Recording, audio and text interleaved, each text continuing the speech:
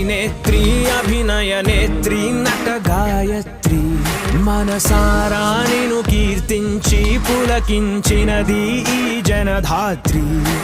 నిండుగా ఉందిలే దుర్గ దీవెనం ఉందిలే జన్మకో దైవ కారణం నువ్వుగా వెలిగే ప్రతిభాగుణం ఆ నటరాజుకు స్త్రీ రూపం